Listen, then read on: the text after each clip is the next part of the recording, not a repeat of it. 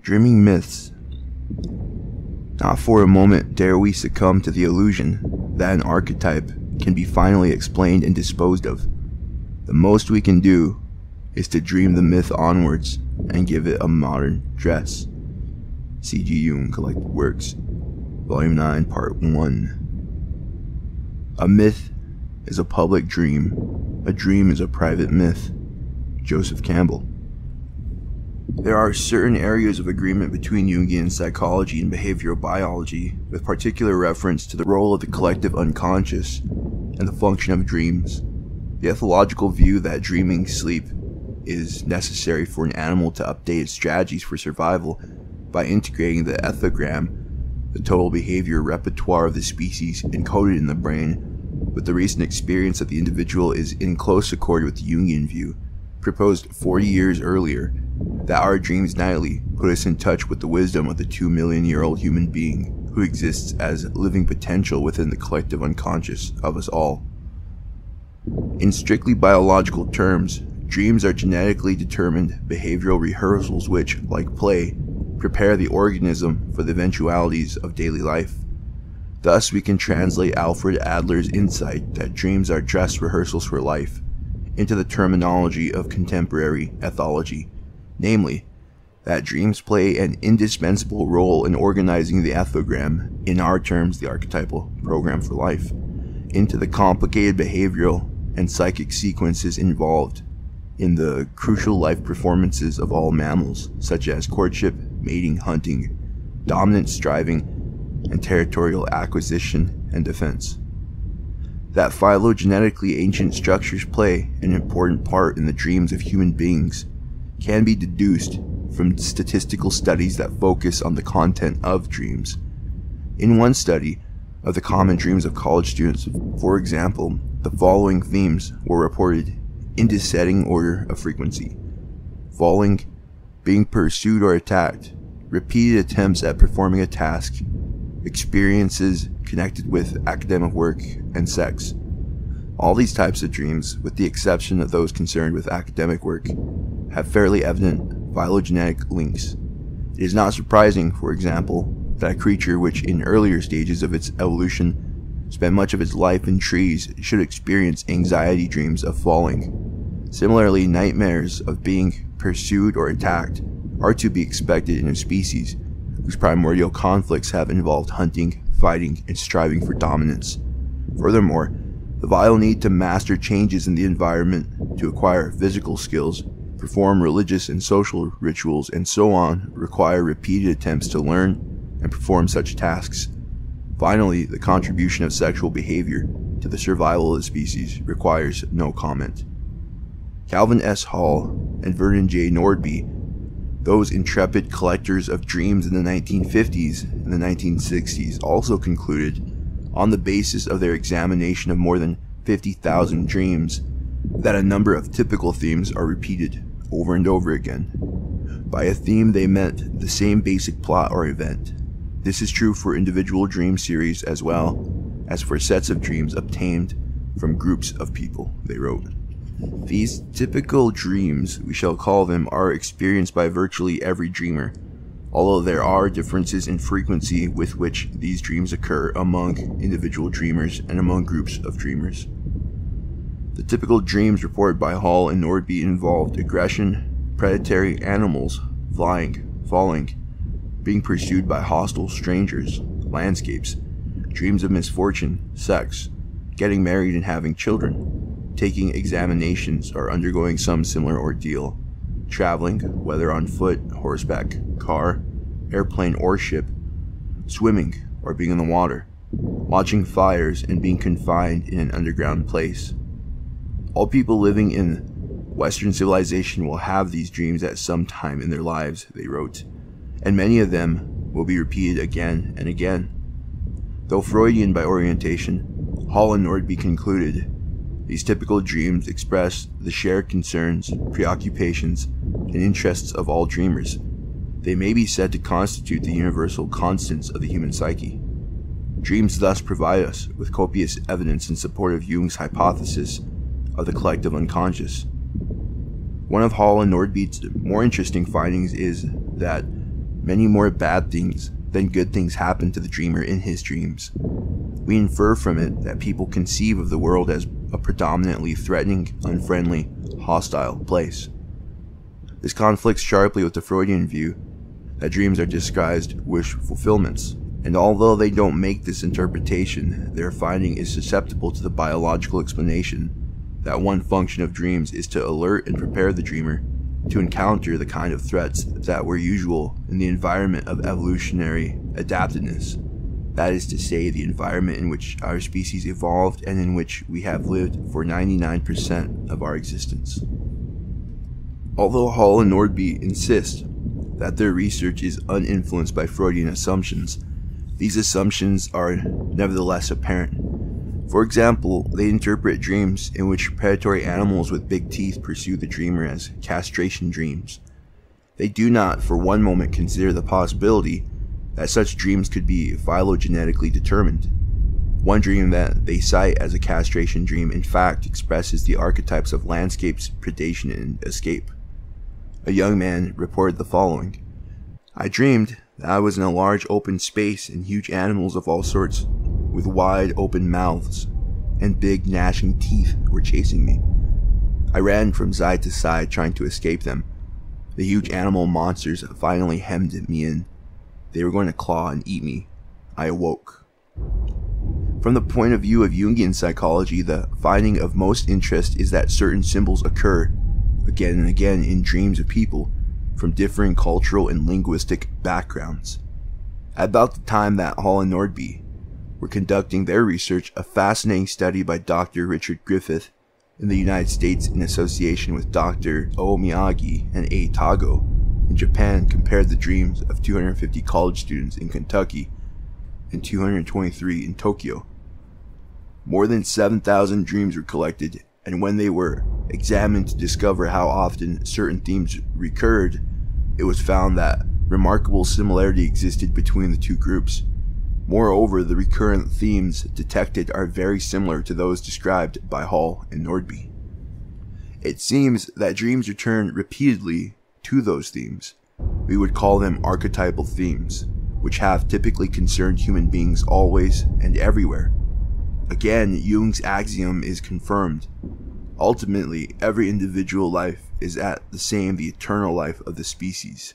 What is crucial to the survival of every mammalian species is that basic reflex processes, what ethologists call fixed action patterns, become efficiently organized into appropriate behavior in the course of ontological development. The basic 4 F's of fixed action are feeding, fighting, fleeing, and fornication. If Michael Jouvet is right and REM sleep is indeed a genetically determined behavior rehearsal, then the vital significance of dreams is that they enable the animal to respond appropriately to food, threat, attack, and sexual encounters even before the gustatory, threatening, or erotic stimuli are encountered. As J. Allen Hobson puts it in his indispensable book, The Dreaming Brain, the neural program for behavioral acts must be put in place before certain behavior is demanded. Hobson reports an incident from his own experience which convinced him that this must be so, and that we are indeed prepared by our dreams and by our hereditary to defend ourselves and to fight even if we have never been trained to do so. 3 men once cornered me in the parking lot where I had parked my car, he writes. It was early one spring morning, and I was going to the lab to monitor a sleep lab experiment. All of my wit and wile were unsuccessful in protecting me from assault. Only after I had been knocked to the ground unconscious and was being kicked and pummeled did some primordial urge rise up within me. I remember feeling what seemed at the time to be inhuman strength, probably surges of adrenal hormone. I threw the 3 men off, and with 2 of them chasing me, ran with Olympic speed up an alley. I recall that at the peak of my aggressive strength, I thought, these men want to kill me. Where did this primordial surge of aggressive energy and strength come from?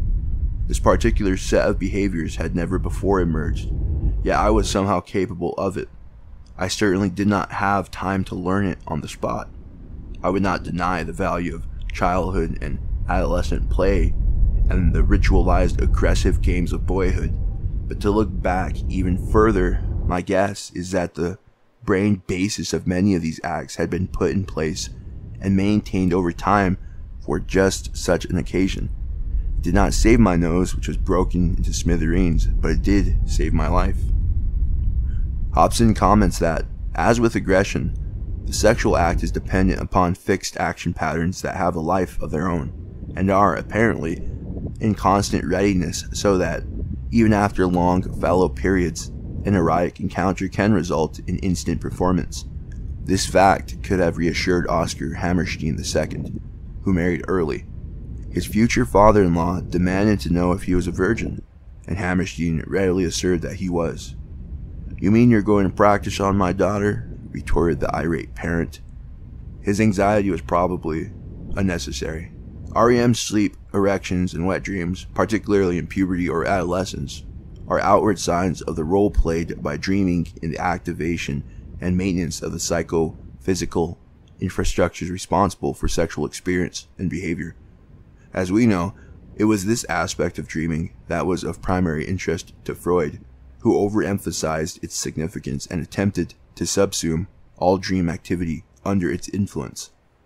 Hobson's suggestions, like those of Gervais, are entirely compatible with Jungian theory, and although Paul MacLean proposed his concept of the triune brain several years after Jung's death, Jung had already anticipated it, maintaining that dreams about mammals or reptiles related to phylogenetically ancient mammalian and reptilian structures in the brain and were expressions of the deeper intentions of nature itself. "The evolutionary stratification of the psyche," wrote Jung, "is more clearly discernible in the dream than in the conscious mind. In the dream, the psyche speaks in images and gives expressions to instincts, which derive from the most primitive levels of nature. Therefore, through the assimilation of unconscious contents, the momentary life of consciousness can once more be brought into harmony with the law of nature from which it all too easily departs, and the patient can be led back to the natural law of his own being. Our difficulties, neurotic, psychotic, psychopathic, or otherwise," Jung argued, "come from losing contact with our instincts, with the age-old, unforgotten wisdom stored up in us. And where do we make contact with this old man in us? In our dreams. Dreams, therefore, are the language used in the lifelong dialogue proceeding nightly between the ego and the unconscious. They are the means by which the individual becomes psychically related to the life cycle of the species. The truth of this statement becomes clear when we examine a long series of dreams from the same dreamer. Each individual dream is an act of compensation, a momentary adjustment of one-sidedness or an equalization of disturbed balance.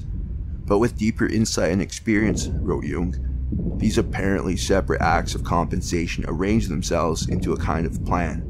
They seem to hang together and in the deepest sense to be subordinated to a common goal, so that a long dream series no longer appears as a senseless string of incoherent and isolated happenings, but resembles the successive steps in a planned and orderly process of development. I have called this unconscious process spontaneously expressing itself in the symbolism of a long dream series, the individuation process." A dream interpreted. Let us now look at a dream and interpret it in the light of what I have been saying. Gary, a farmer in his early 30s, had this dream. It was a golden evening of late summer. A feeling of great ripeness was in the air. The landscape glimmered in the sharp evening light with an intensity that struck me as supernatural. I stood in the yard behind our farmhouse waiting for someone to return from the field after a day's harvesting. Suddenly I hear the sound of a tractor coming down the lane. An elderly man, I think my father, is at the wheel. As he approaches the big 17th century gate piers marking the entrance to the farm, I notice my Uncle John lurking in the shadows of a nearby chestnut tree. In his hand he holds the broadsword dating from the English Civil War, which normally hangs in the hall of the farm. To my horror, I realize he means to attack my father. I try to cry out and run towards him, but some force paralyzes me and I can't shout and I can't move. Feeling totally helpless and impotent, I watch in anguish as my uncle leaps onto the tractor and drags the elderly figure who is now clearly my father from the driving seat, throwing him to the ground. Then with sickening brutality, Uncle begins to hack at him with the sword. "Stop," I scream, but the word gets no further than a gurgle in my throat. A dreadful sadness takes hold of me as I realize that my father can never survive this terrible assault. Then I am with a woman in a woodland nearby. It's nearly dark. Somehow she knows what happened and tries to console me. She is like my fiancé, but darker and taller and older.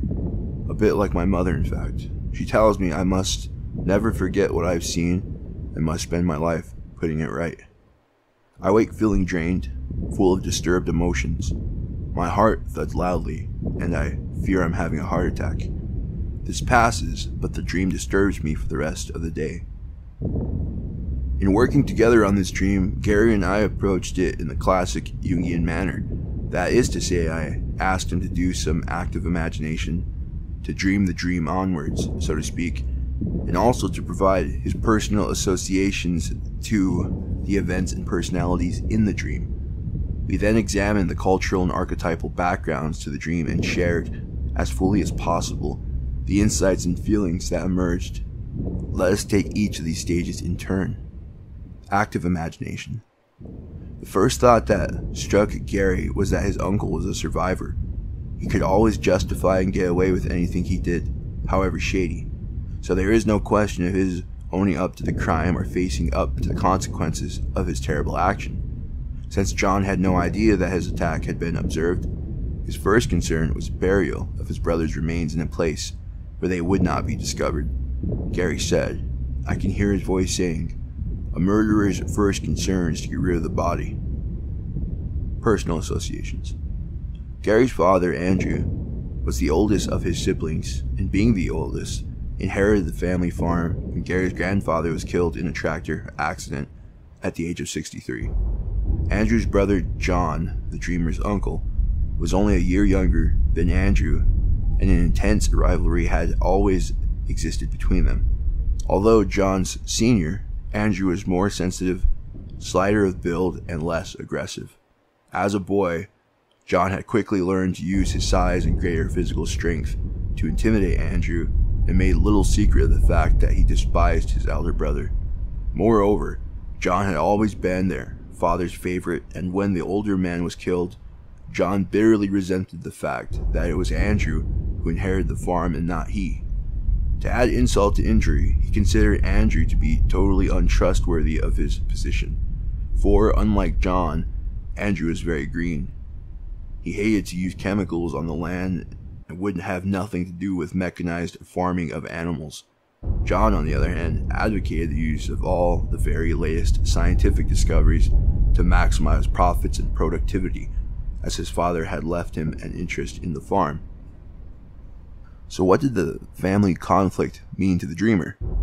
Gary loved his father and rather feared his uncle, but he had to admit that there were times when his father seemed misguided, and it was true that the farm was going downhill financially. Gary had often been present when rows flared up between his father and uncle, and lately he had come to feel that his uncle was getting the better of the argument. However, his father stubbornly refused to be moved from his principal position. In the past, Gary had kept quiet during these rows, but increasingly, he felt he should intervene and support some of the proposals advanced by his Uncle John. Gary worried about the effect his intervention would have on his father and was in considerable conflict about this at the time of his dream. The dream clearly represented this conflict to the dreamer. It is as if he realizes that by siding with his uncle he would in fact be killing his father. That the sword dates from the Civil War reflects the nature of the war taking place within the family and within the dreamer's psyche. That the ego is paralyzed and unable to intervene may be due to the actual paralysis experienced by everyone in REM sleep, but it could also symbolize the emotional paralysis experienced by Gary in waking reality when he confronts the conflicts between his two seniors. The dream is telling him that if he resolves the conflict by adopting the attitude of his uncle, he must be prepared to kill both his actual father and his inner father, i.e., that part of himself that is identified with his father's attitude and personality. The female figure, in part his fiancée, in part his mother, is unfound his anima. She understands the profound significance of this masculine conflict and tells him that he will have to spend his life resolving it. This is true enough, since Gary will himself run and later inherit the farm as his father passes on to old age and death. There is also a death wish implicit in the dream. His father is on a tractor, and it was on a tractor that his father's father died. Now, all this seems clear and straightforward enough, and I imagine that most schools and analysis would go along with what I have said about the dream so far, though they would probably stress some details more than others. For example, Freudians would doubtless call attention to the sword as a phallic symbol, pointing out that through his close relationship and identity with the father, Uncle John possessed a greater phallic power than Father Andrew, and consequently symbolized this power in the psyche of the dreamer.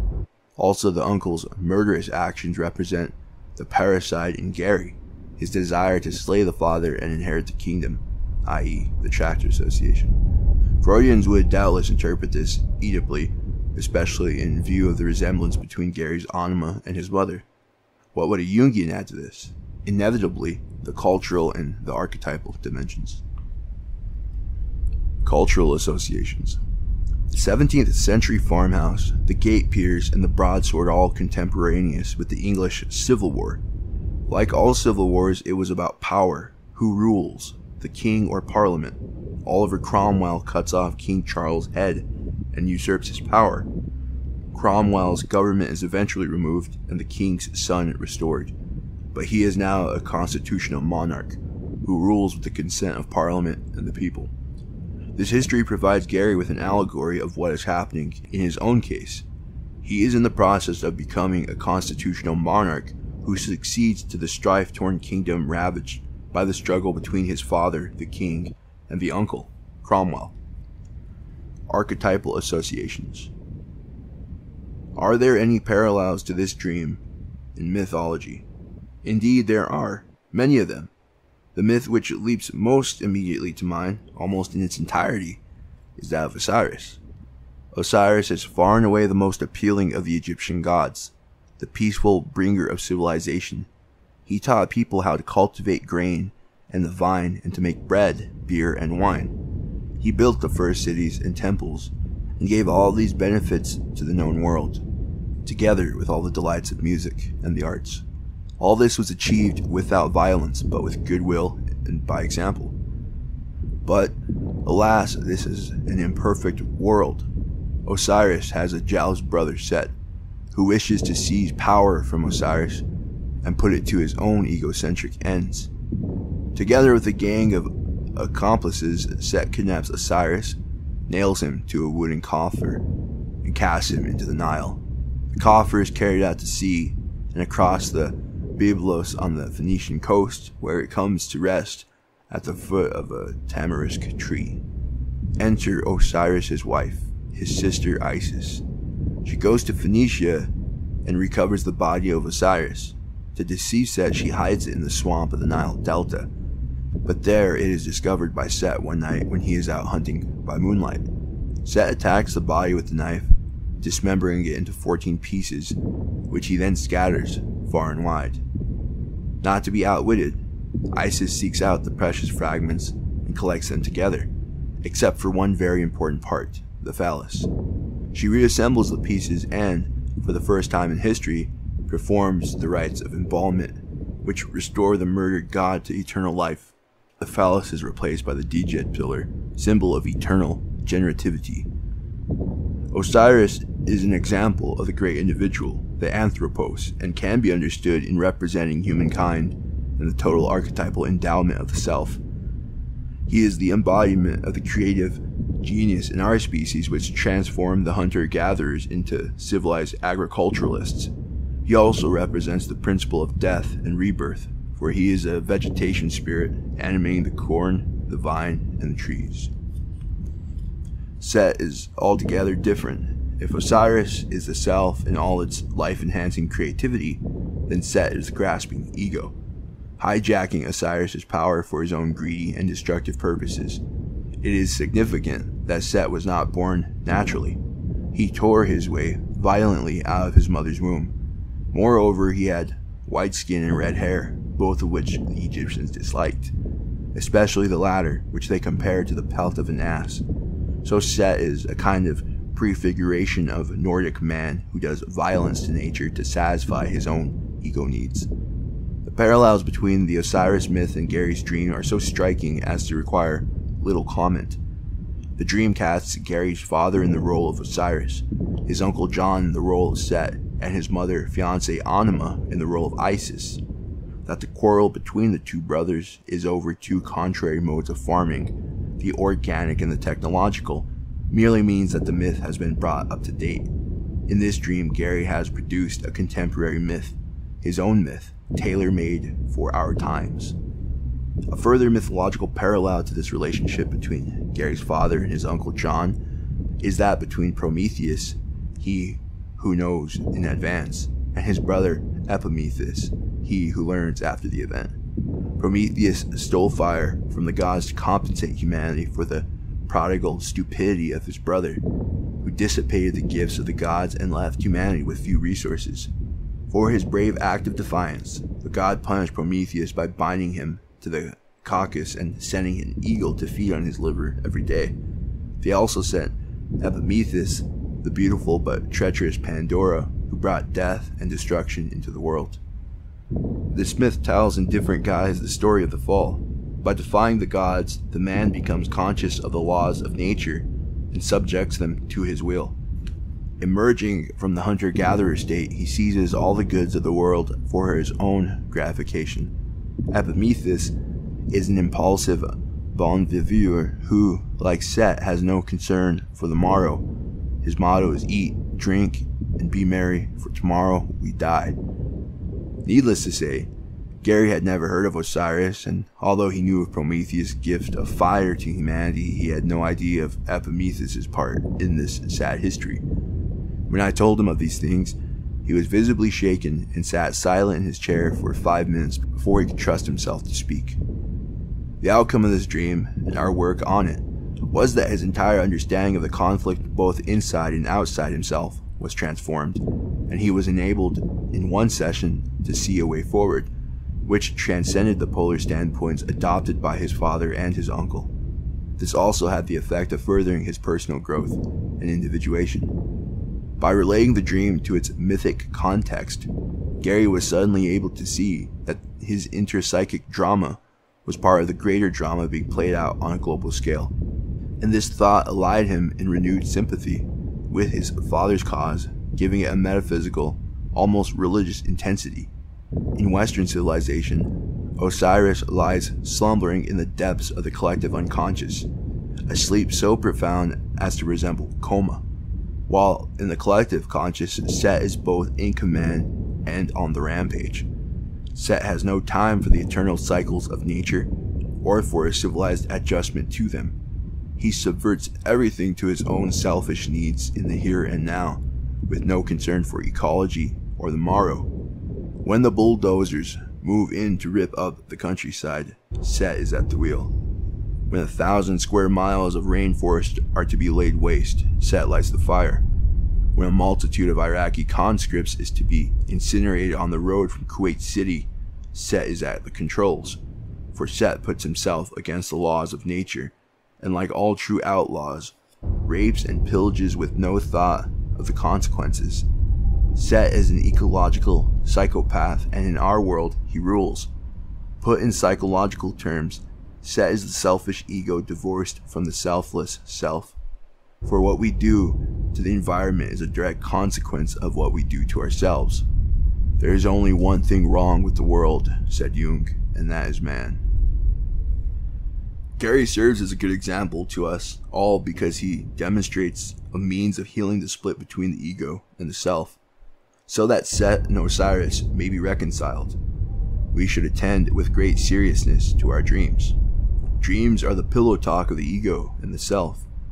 Essentially, this is an alchemical conversation because dreams are the primal materia of our psychic life. In the interaction of conscious with unconscious, personal with archetypal, a magical transformation occurs, and the quest for psychic wholeness is brought a stage nearer. Attention to such dialogues on a nightly basis can alter how we perceive our role in life and how we deal with the world about us. Before we pass on to other matters, let us consider a few more parallels to Gary's dream. The drama of Set and Osiris is anticipated by the Sumerian epic of Gilgamesh and Enkidu, which dates from the dawn of history. Enkidu is the embodiment of nature and the self, and he grows up in the wilderness with animals for his companions.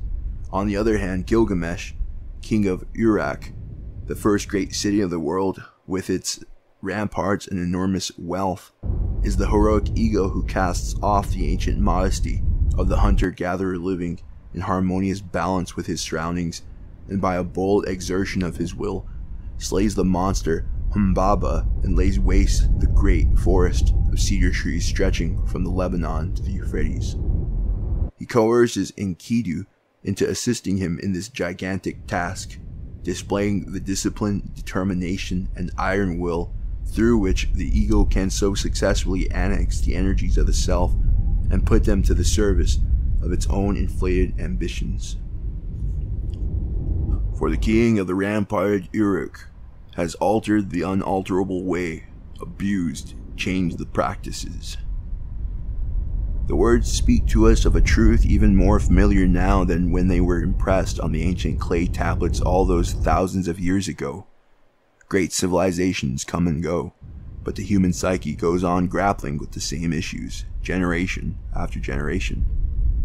The aggressive power hunger of the hero Gilgamesh, Heracles, Odysseus, is always balanced by figures carrying the opposite values of peace, love, and attachment to the divine.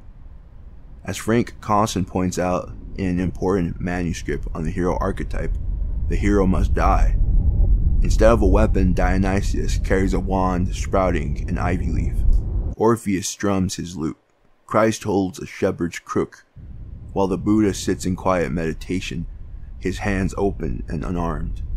Contrast with these, Heracles, shouldering his great phallic club. Every weapon of war, from Heracles' club to the nuclear bomb and Scud missiles, replicates the shape of something of the mechanism of the phallus, says Cawson. And Odysseus, with his enormous stake, putting out the eye of Polyphemus, the Cyclops, who, like his kind, live in ignorance of civilization, incapable of agriculture and organized productivity, inhabiting a pre-fall Eden, depending entirely on the bounty of nature. Telling us of these creatures, Homer sings, "They neither plow, nor sow by hand, nor till the ground, though grain, wild wheat and barley, grow untended, and wine grapes in clusters ripen in heaven's rain." The symbolism of Odysseus' act in blinding Polyphemus is a violent piece of psychic repression, rendering the creature of nature unconscious. The problem of Set, Gilgamesh, and the rest also appears in the second part of Goethe's Faust. Mephistopheles is the dealer, procurer, entrepreneur who can get you anything you want, provided you sell your soul to the devil. The theme also surfaces in art, as in Bruegel's great picture, The Fall of Icarus in the Musée des Beaux-Arts in Brazil, and again in the numerous representations of the warrior hero on his horse. The hero's association with the horse is richly symbolic of his whole attitude to natural things.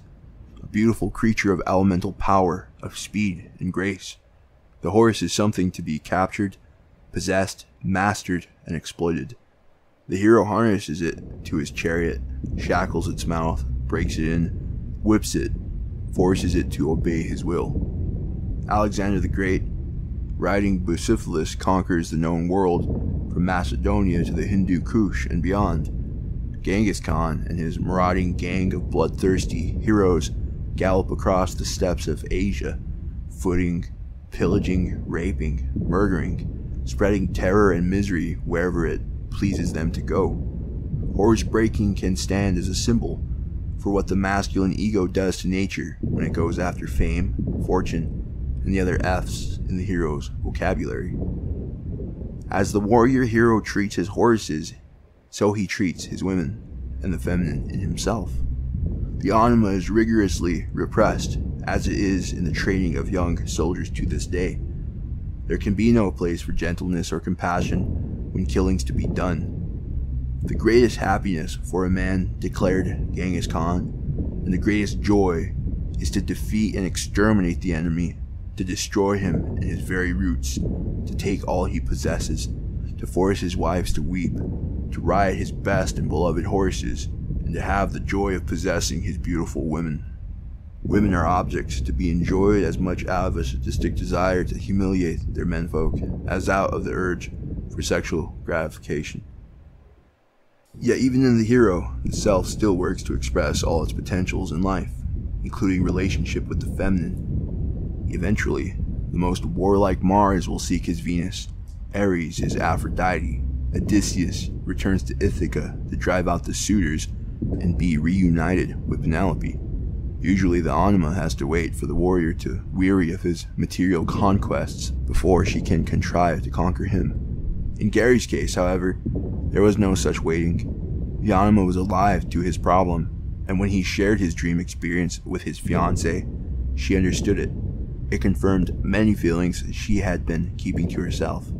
She was able to pledge him her loyal support as his consort and future queen, and the bond was strengthened between them. As all this amplification serves to prove, Gary's dream was a big dream touching on profound archetypal themes and carrying great numinous power. It was a culture pattern dream. All dreams have implicit in them some archetypal component, but some dreams are more evidently archetypal than others, in that they are different, uncanny, and eerie. They stir up the dreamer's feelings because they bring up the most important issues of life and death. Such dreams are private myths. Dream ecology. Before we leave Gary's dream altogether, I should say something about the landscape in which the drama unfolds. It is the familiar landscape of Gary's ordinary working life, yet in the dream, it is a golden evening of late summer, and the fields and hedgerows glow with an intensity that strikes him as supernatural. There is more than a hint of the Virgilian golden age in this description, the innocence of Eden before the fall.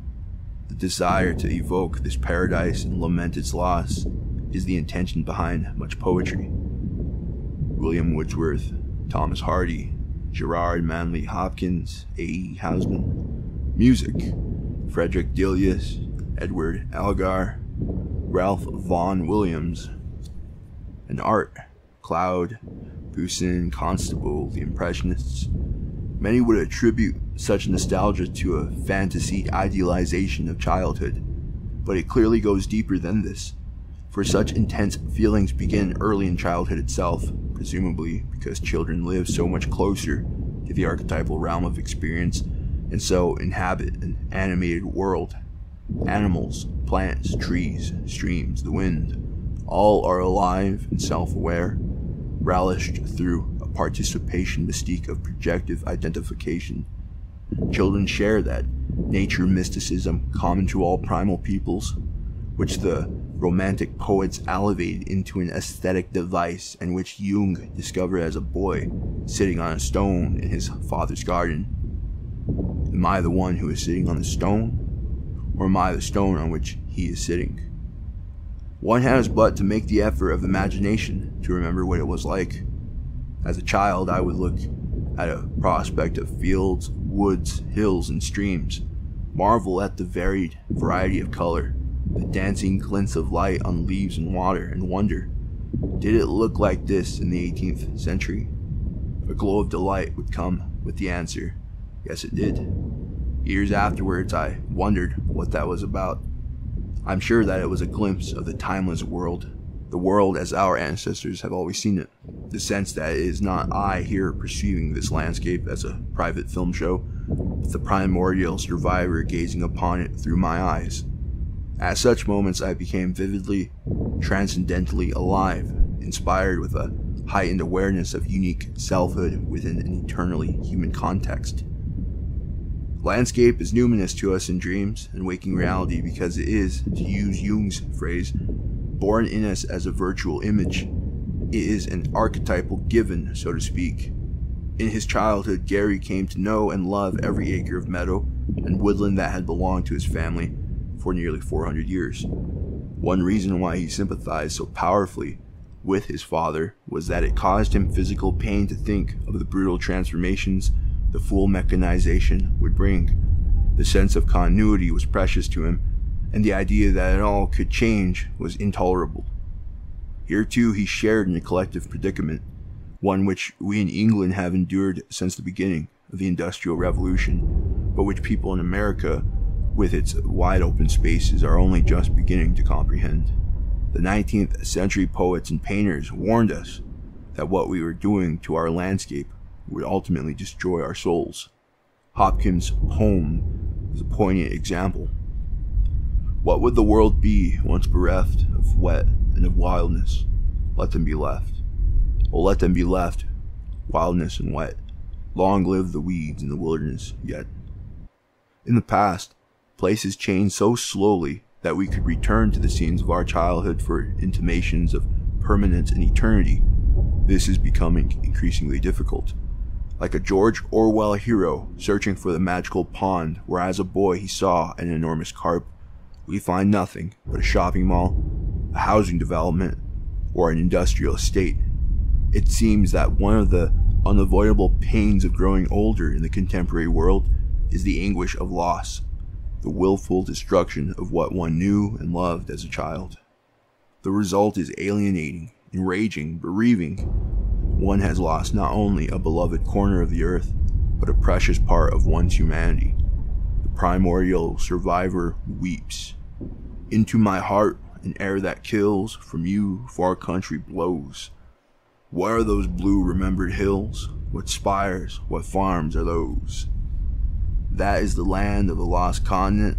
I see it shining plain. The happy highways where I went and cannot come again. A. E. Hausman.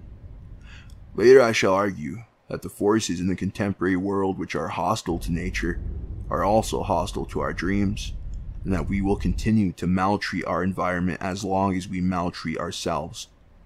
As far as nature is concerned, inner and outer, psyche and matter are all one. No Cartesian dualist she.